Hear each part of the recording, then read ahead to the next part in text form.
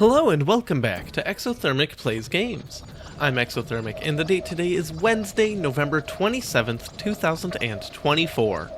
I've been doing a daily countdown of my 366 favorite video games of all time through each day of the year, and coming in at number 35 is Portal.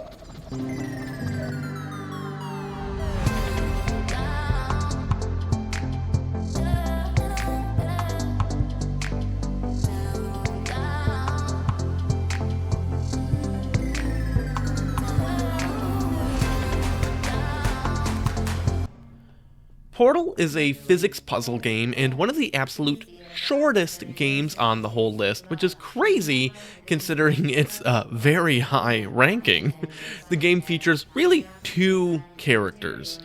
There's the player character, Shell, who initially seems to be some kind of volunteer or something for testing of experimental technology.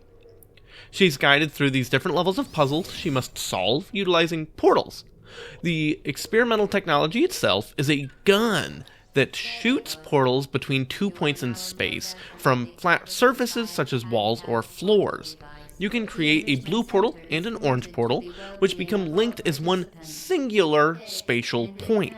There's all sorts of neat tricks you can do with these, like how momentum is carried through completely, allowing you to launch things after falling through infinite loops, or gaining unique vantage points to sneak up on enemies.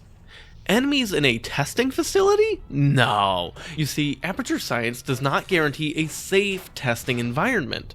Guiding you through these test chambers is GLaDOS, an artificial intelligence that operates the whole facility.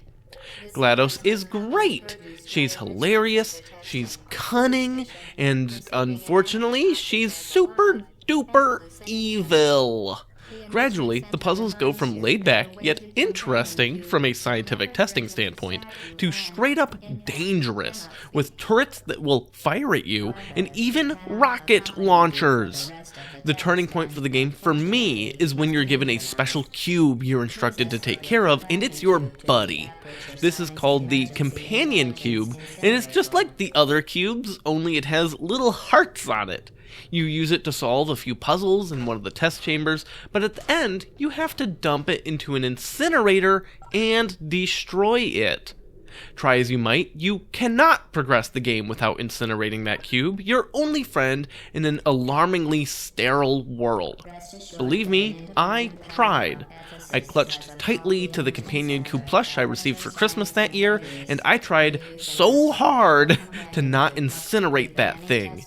It's impossible. Things go more overtly wrong when you see some issues in the test chambers, including a secluded little, alcove, I suppose, with the famous phrase from the game on the wall. The cake is a lie. GLaDOS had been promising that when you finish all of the tests, there will be a party for you with cake for accomplishing everything. Fast forward a bit more, and it becomes apparent that you're going to have to put yourself into an incinerator when you discover an avenue to escape. Breaking out of the testing chambers and into the offices of Aperture Science is quite a trip. For starters, the whole facility basically creates these rooms on the fly with very dangerous machinery, and you have to navigate all of that behind the scenes, and it's kind of crazy. But the absolute absence of personnel is insane. There's nobody there, despite what is clearly meant to be a bustling, large facility filled with people, and it's a remarkable bit of storytelling. There's loads of little Easter eggs and other funny tidbits to discover during this section of the game, but most of what you're noticing here is the world-based story that is driven by just cues you pick up around you and all sorts of other little context things that kind of paint a more clearer picture of what is going on, and that there's an antagonist here, and they're the ones that have been telling you what to do the whole time. Ultimately, you make your way to GLaDOS' chamber and blow her up using portals in conjunction with automated turrets to destroy her personality cores with the incinerator. But first, you discover that the reason there's nobody throughout the facility is that she killed them all with noxious gas, which of course she is going to try to do the same to you. Good news. I figured out what that thing you just incinerated did. It was a morality core they installed after I flooded the enrichment center with a deadly neurotoxin to make me stop flooding the enrichment center with a deadly neurotoxin. So get comfortable while I warm up the... You have this little countdown timer, and it's actually really fun and kind of... You have to do some pretty interesting physics stuff to get through everything, and it's, if you aren't as practiced as I was in recording this, because, it's been a little while, it can be quite difficult. But what makes it even more impressive is all of the little jabs that GLaDOS makes at you. As evil as GLaDOS is for all of the murder, in some ways, all of the, personal little cut downs that she makes hurt even more and make her even more evil. Remember the companion cube? She, is like, wow, people call me heartless, but you murdered that cube. And it cuts deep, man. I'm just, little traumatized. But yeah, you kill her. And then you don't quite manage to escape the facility, unfortunately, which winds up setting up for the sequel. I cannot talk about this game, though, without talking about the credits, which is, I assume, the first and last time I'll say those words in that order on this channel. The game has a ton of humor, whether it be from the voiced turrets, or of course GLaDOS' narration regarding instructions and reacting to everything you do, but it's also very direct, dark humor, which breaks up the intense thought and attention needed for many of the game's more intricate puzzles. 2007 was just such an absolutely stacked year for video games that this is the 8th game in my top 100 that released that year. And there's actually still 2 more other games from 2007 ranked higher than this one. However, Portal was by far the biggest surprise, being a runaway success that nobody even expected. It was included as basically a concept demo in the Orange Box, a compilation of games released by Valve that was supposed to really be headlined by Half-Life 2 Episode 2 and Team Fortress 2, which I already covered that game.